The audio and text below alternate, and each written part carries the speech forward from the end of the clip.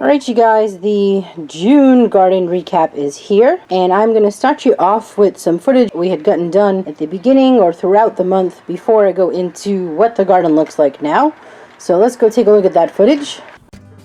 Sarah ordered a new composter, and I didn't video me putting it together. It's literally just 3 bolts on each side. The bolts are plastic though, and it does not come with any tools, not even those cheapy like fake little wrenches. So you want to make sure that if you do order this thing that you at least get some tools on hand, because you will need them. The idea is that it goes directly in the ground, and what I'm doing right now is prepping the ground area of where this is going to go.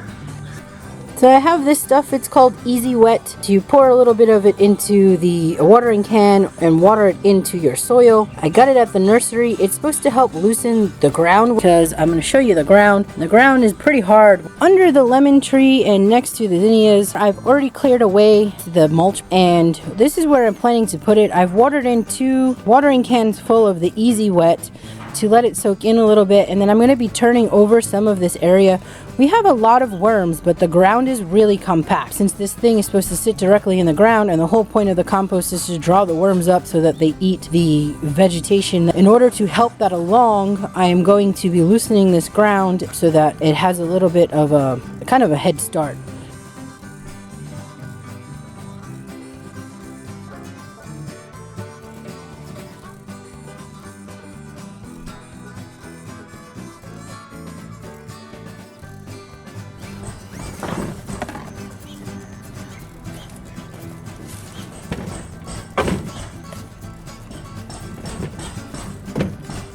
Alright, let's give you a look inside before we start loading this bad boy up. And we will be loading it up with fresh greens mixed in with some brown matter, which will be those leaves, and alternating probably with a little bit of native soil also kind of mixed in the mix. Throw the lid on. And in case you're wondering, alright, so today is June 6th. I'm going to be planting some flowers. Just a quick rundown of the annuals that I have chosen for this particular planter where the strawberries were. I have some Blue Moon lobelia. I have some white petunias, and then I have 2 Santa Barbara daisies that I'm also going to be tucking in. This was supposed to be good potting mix. Doesn't even look like the strawberries actually broke out of their form, so that tells me that this mix was bad. I'm gonna save this dirt for the compost. This is not organic soil, but since this is only going to be for flowers, I'm okay with that. Now this potting mix already has worked into it a 9-month supply of fertilizer, so I am not going to be adding any fertilizer, any of the long-term time-release fertilizer. I will water this in with a liquid fertilizer.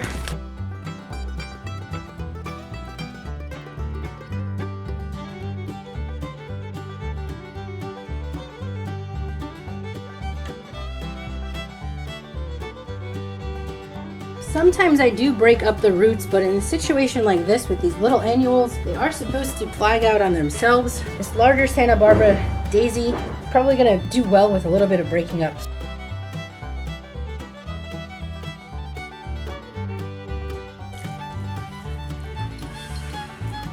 I'm going to give that a minute and then move on to working on that other planter box.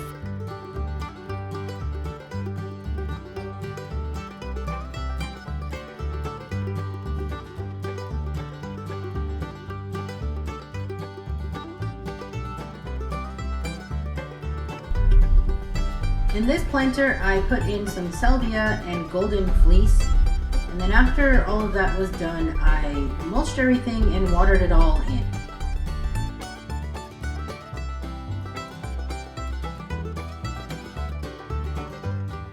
I just potted up lettuce. It's still June 6th. I just stopped filming earlier because it was way too noisy. So I have some spalted lettuce with some spinach and some dill. Not that we needed more spinach, but it's a different variety. Then over here we have some red leaf lettuce and a couple more spinach. I tried to put the spinach in the back end for the areas that are supposed to receive a lot of sun, and then that way it's on the back end catching the sun, and then what's on the inside will stay shaded. And then this was just lettuce mix. Sometimes I like getting these 6-packs of lettuce mixes that, you know, you get a little bit of variety, a little bit of each one. I remember these ones here in the front tend to be a little bit more on the spicy side, so it's good to have a little bit of that leaf thrown into your salad, but you don't want really too much of it because it can be really overpowering.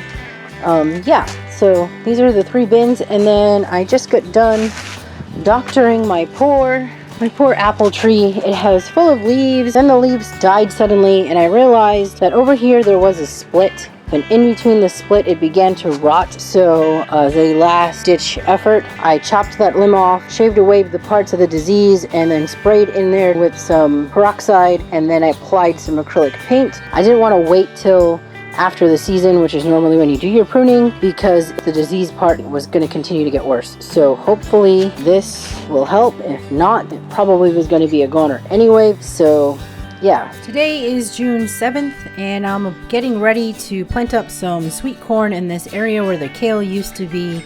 I've gone ahead and started prepping it with putting in these holes and some fertilizer and water them in so that they don't burn out my roots. But my packs of corn here came with 2 corn in each one of the cells here. So I'm going to show you quickly how to separate these. I was not planning on filming this, but I thought maybe this is a useful tip. So I just have a bucket here with some water in it, and it's basically warm water, room temperature water, and we'll be soaking the roots of these plants in here and kind of agitating it around to get the water to absorb all the soil, and you're left with just the roots. I am just pushing the dirt between my fingers while in the water and kind of gently working away the soil and letting the water kind of carry it away. And here comes the peanut, who loves a bucket of water. She never resists any type of bucket of water. Okay, and then with these roots, once you start seeing all of the soil fading away, your roots will get a little less tangled, and then you can gently kind of pull them apart. It's a lot easier to do this directly in the water. Let the roots float in the water and kind of detangle themselves. You'll lose some root, but not enough for it to actually matter. And then there you go, my 2 roots are separated.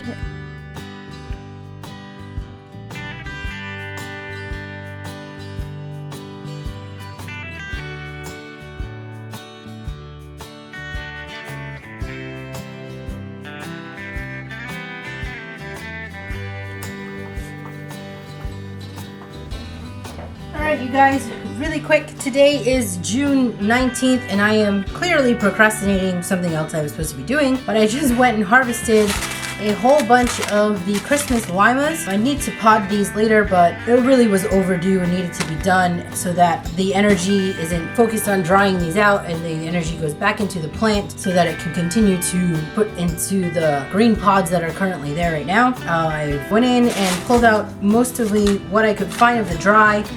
The Christmas lima is still very happy and putting off green pods, so yeah, just wanted to show you my bucket full, and I'll throw up a picture of what this looks like once they are shelled, because obviously it's not going to look anything like this volume.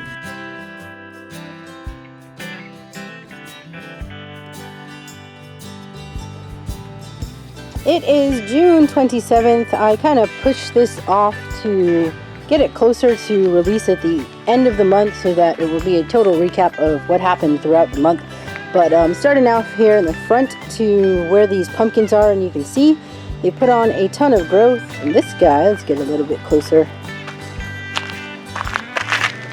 And there he is, look at that. We got a pumpkin going. Do not ask what these are. I do know that we have a Connecticut field, a Long Island cheese, and a strawberry crown, but which ones they are, we're not sure. This all will be revealed as the pumpkins themselves start to grow. And sunflowers are growing. They're getting pretty tall. They actually are not as tall as we had hoped. They were supposed to be to the top of that guard, and they're starting to form their heads. Here, let me get in on this side. You can see sunflowers are coming, so I don't think they're going to get any taller.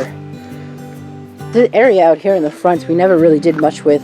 As far as soil goes. The fact that we're getting anything coming out of this area is, you know, kind of a miracle, because this stuff out here has been pretty bad as far as the soil goes.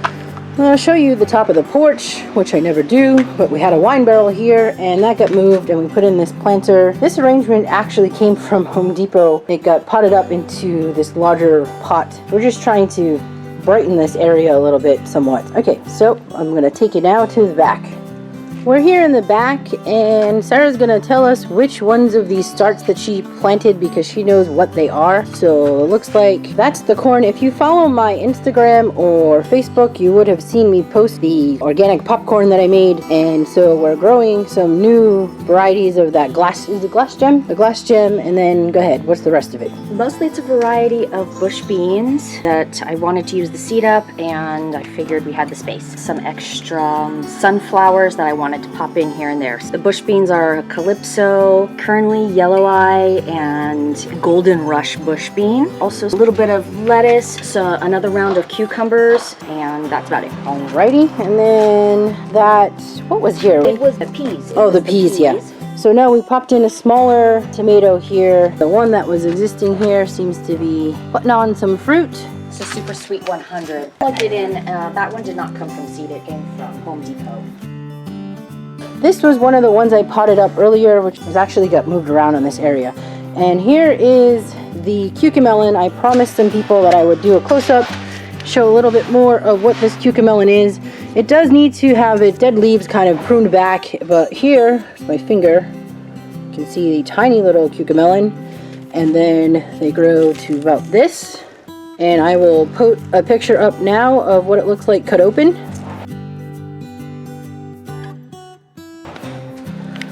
This will keep growing. It's still got flowers on it. And over here, the acorn squash got moved from by the stairs to over here. These boxes are actually doing really well with squash.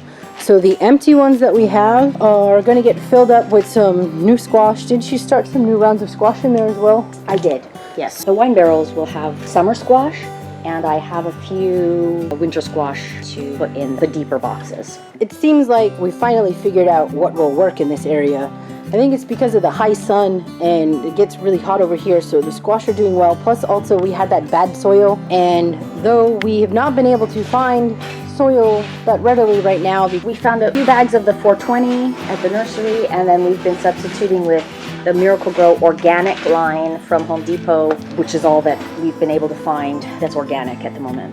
We're waiting on the compost. Hopefully our compost will be ready soon, at least from that first pile. What's in the middle one? Is that the crooked neck squash? This is a crooked neck here with some flowers.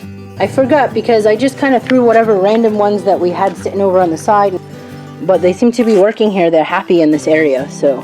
And then this is a bitty pumpkin that we also got at Home Depot. Maybe little. So it won't grow large. It's supposed to be only a 4-foot vine and can kind of cascade over onto the pavement where we can put hay. And this is Sugar Baby Watermelon. This actually put on quite a bit of growth. I think this was in last video. Then, I think. Yeah. Beans. What beans are these? Shield beans on the left, turkey craw on the right. I'm hoping to string them to the awning, and they will shade the window in the summer. And then we got another matching pot over here with, well, these were in the front in a wine barrel. Ivy geraniums, and there is a Martha Washington at the center that it's out of its bloom phase. So they got moved back here. The lemon balm is blooming. They have tiny, tiny little flowers if you've never seen a lemon balm bloom. The bees seem to love them. They've come back this week after the heat wave. There was a while there. We had a period of them not being here. This is a happy new addition, a Persian lime that we just picked up last week. It's also called a Barris lemon or a Tahitian lemon or a Thai lime. Thai lime. And then they have 2 little limes on them, so that's happy. The strawberry tower did get moved. I will show you where the strawberries ended up, but the artichoke has now been cut back and it's mulched. It looks like it's sprouting again, so there's gonna have some new growth there. I mulched it to protect it, and then I tucked in a purple echinacea that hopefully will put on some growth, maybe bloom this year. I don't know. Is that that's a perennial or an annual? It's a perennial here. I'm hoping that they don't compete, that they can share the space, and while one is fruiting, the other will be putting on its growth, and then while the other is asleep, the artichoke, then the echinacea will be ready to bloom. That lavender has what apparently are little bug. It's a foam, and the larvae, whatever you call them, are in the foam, and I've been spraying it down. I need to wash it down again. It's very sticky. I'm treating it with Captain Jack's, which is like the highest level of organic. Yeah. It worked actually on the rosemary, which is on the other side, and the rosemary was infested as well, and it's cleared up. So I'm just working through a treatment. Be happy to know there is a new borage. It is a white borage. We did pull out the other one just because it had already died back and it wasn't looking good, and it was needed to be cut down because it was done at the end of its run. There was no other reason but that, and we absolutely love the borage because it brings the bees, and so we put in a new one. See that area? Not much new growth over there. These are the Turkish eggplants. They are actually eggplants even though they look like tomatoes. And they will get all red when they're ready. And then we have this massive, I need to come back here because honestly, you can't really get an idea of how big this thing is until I back up. And it is loaded. If I were to count these, I'd probably say there's at least 50 eggplants on this thing, at least. This is Little Prince, so they stay small. There's so many of them. So if you have... This one is close to being ready. If you have an eggplant recipe that is not a Parmesan, please send them our way. we would like to learn to love the eggplant. I don't know if we're gonna love it enough for 50 fruit, but at least we would like to try. Here's this little circle. Did you add it to this, didn't you? You added some stuff. And some alyssum to the two different types of salvia. And they're all heat loving. This area where the artichoke and the lavender and this circle get on most of the day. There's peppers on the other side of the Turkish. Oh, this is good to look at that. So there's an Anaheim, and then this is literally a Kale Wonder, yeah, sweet pepper. And these are little tomatoes? Yes, these are determinate variety. Tiny Tim and a Little Bites. Tiny Tims are on the edge, Little Bites are the center, and they probably grow about a foot to 2 feet tall. And we have two happy little watermelons starting on here. Tiny, tiny little things. And they will begin growing up. They don't get very big to begin with. Oh, look here. And we have the insect station. It needs fresh to be topped off.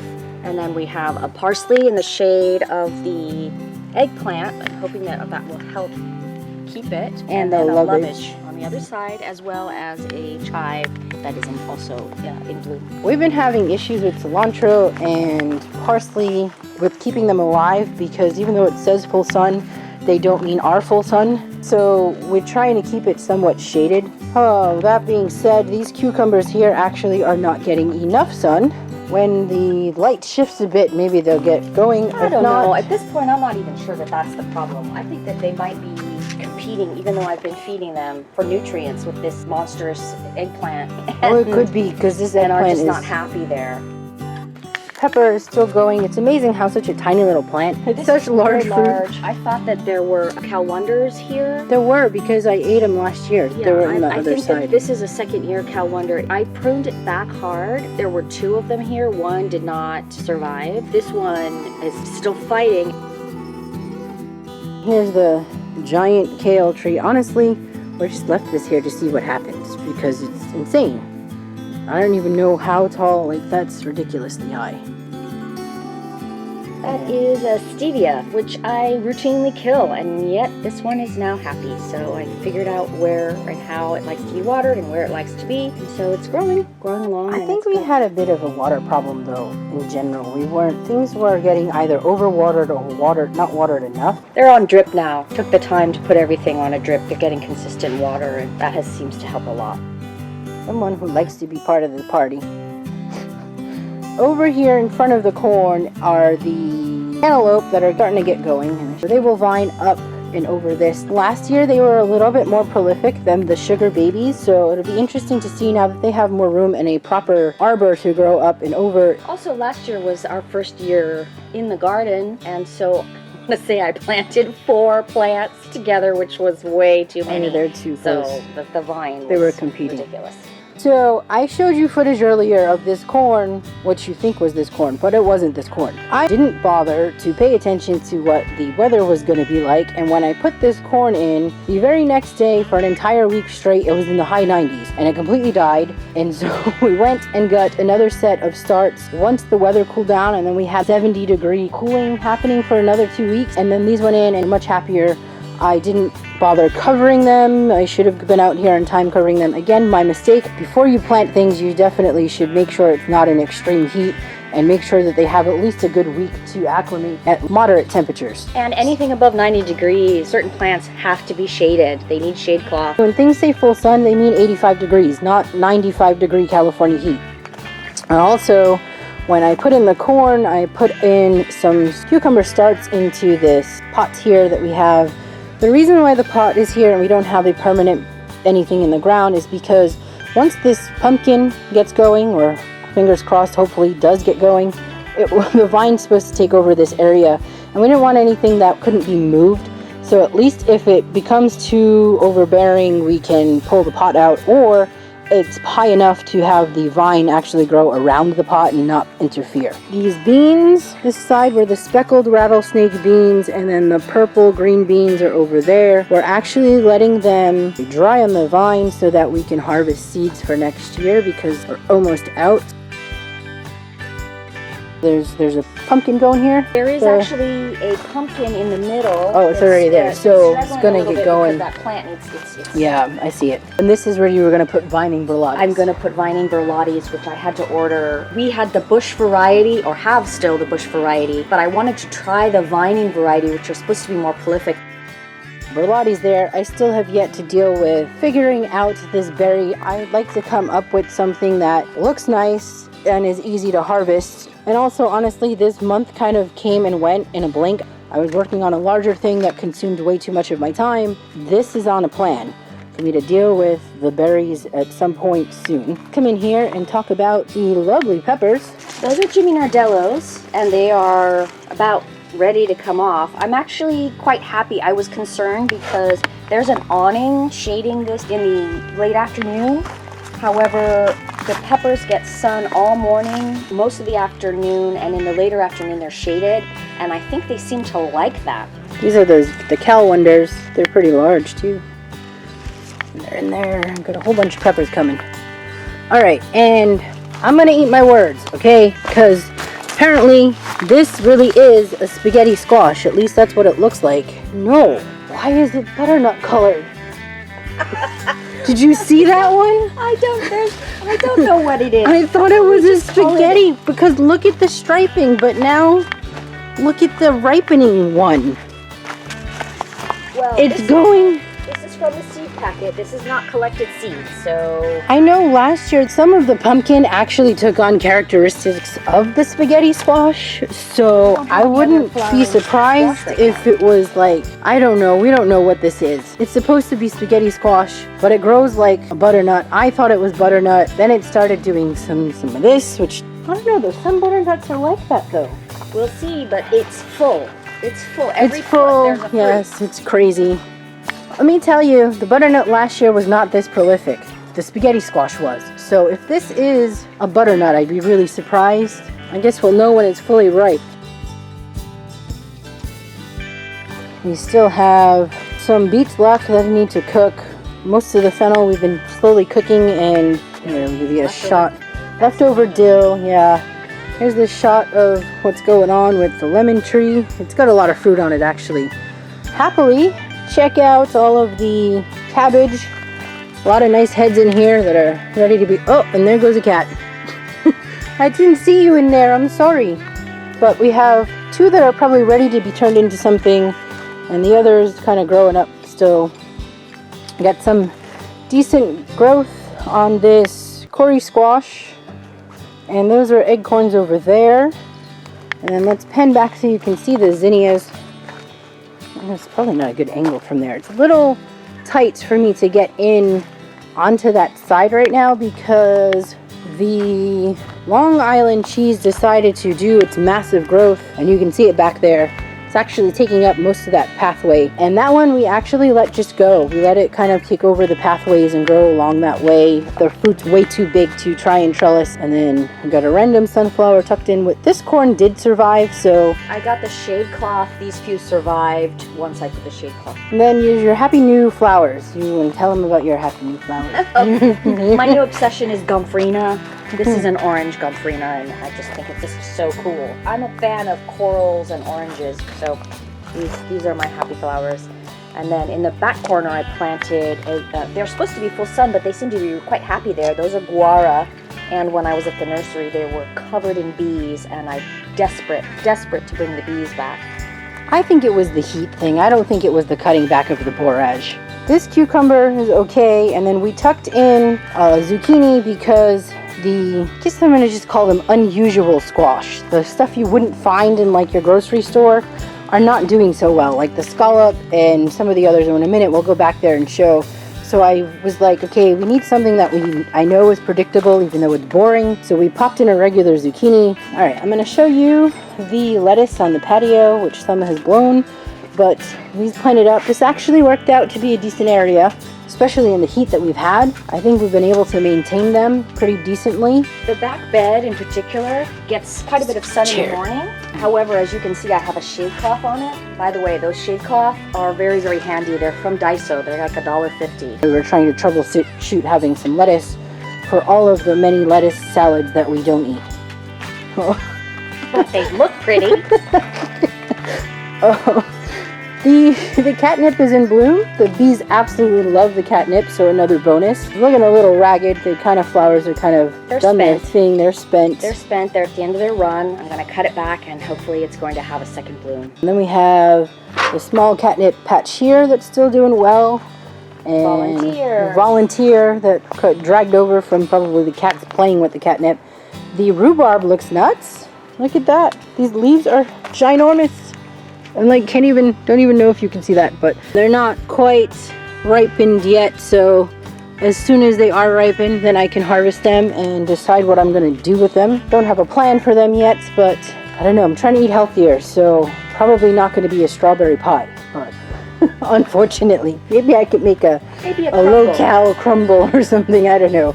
Okay, so the two cucumbers down on the right-hand corner here next to the beans, we thought were vining, but I think now they are bushing. Either that or they just have a really slow growth. And the others seem to be somewhat okay. Although I have to say we have not harvested much from this left side as we have harvested from the right side. It's a completely different variety, but I've been making pickles. So those of you who know me and know my pickles and have been waiting for them, yes, I have been making them. So as soon as we can actually see each other again, you'll get pickles. And some of the pickles that I'm starting are the variety over here that is growing well, so I think I'll probably put more of that in because I can depend on it at least. Yeah. I'm not sure. This is the first year growing these other varieties, so. Yeah. Still crazy.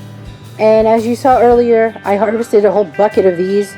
Got new flowers on it. There's probably another bucket full of dried in there hiding, but we're gonna let it keep going because food's getting scarce and we need the beans for protein. So, and they're a beautiful bean. I really love this bean. I'm sure most people know by now how much I love the Christmas lima.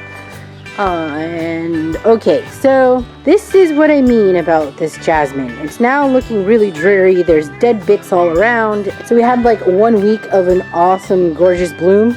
We'll see. We'll see if maybe that becomes a project that happens over this winter. I like to do projects in between when we don't have much garden stuff going on. So we have the volunteer blue gold here, as you can see. We just kind of let it go, see what happens. There's I keep calling them pickles. There's a cucumber here.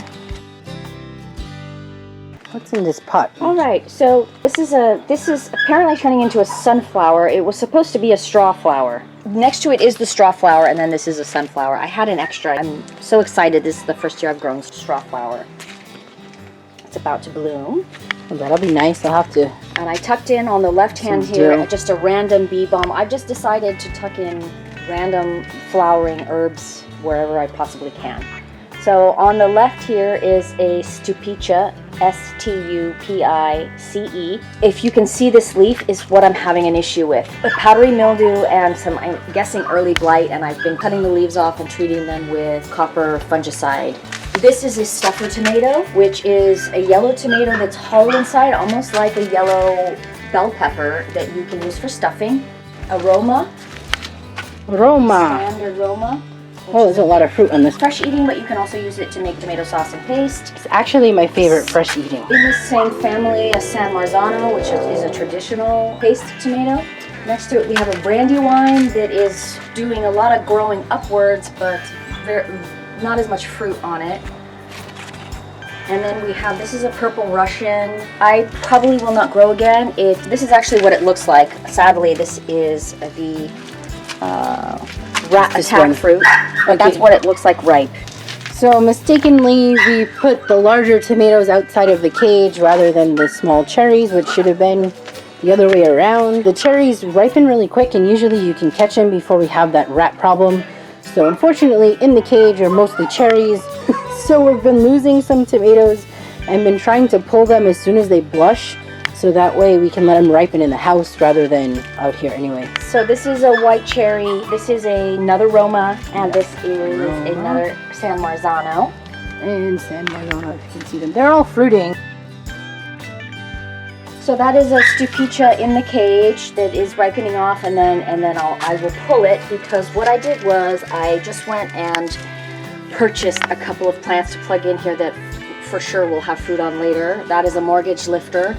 So that one, the Stupicia, will come out. This one will grow in its place in the same area. This is a honeybee, which is another yellow. As you can tell, I like yellow cherries, are very, very sweet. I prefer them to the red cherries. And down here is where the strawberries got moved to. They're reviving a bit, so some of them you said had a flower, right? They were flowering? Yes, on the other side actually, okay. By the sad tomatillo that oh yeah, sorry, Mr. Tomatillo.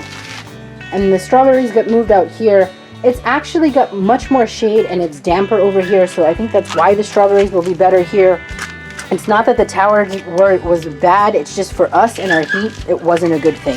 Here, this guy. What's this guy? This is a vintage wine. Again, this is another one that will come out after these fruits ripen. And there is a Roma that will grow up next to it. It's just not very prolific. I mean, this whole big plant and there's only like 3 fruit on it. And these are the 2 I might not grow again. Although the nursery recommended that the vintage wine, a few of these might actually be later season tomatoes, and we might be able to grow them in the winter months. This is a striped Roma. It got diseased very quickly, but it's of course now deciding to put on fruit now that I want to pull it. This is a blue gold. This plant is prolific. The only thing is that I actually don't care for the way the tomatoes taste. So they're okay. They're just not. They don't do anything. Yeah, they're just kind of like, okay, throw it in the salad, but. So that's another mortgage lifter that I planted as a rescue to have something. And then next to it is another honeybee that is also coming to the end. So I planted a Paul Robeson. This one's a Paul Robeson. Okay. And then this is another honeybee.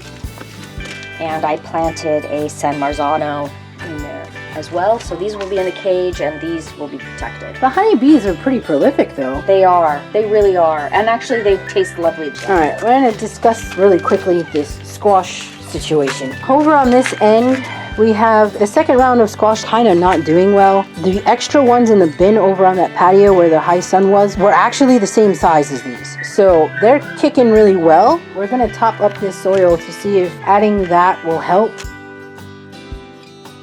But here we go. These are finally fruiting because the bees did come back after the heat wave. Or for whatever reason, magical flower plants that were added. Yeah, these guys. Let me see if I have a fruit on any of these. Right there, there's a... I harvested yesterday. I like making breakfast bowls with this zucchini. It's nice and mild. Again, the majority of the zucchini that we're trying to grow back here are varieties you're not going to find in the grocery store. Alright, I'm going to go through and do our last pen over and conclude this tour Saturday morning. I think it's Saturday. Lost track of the days.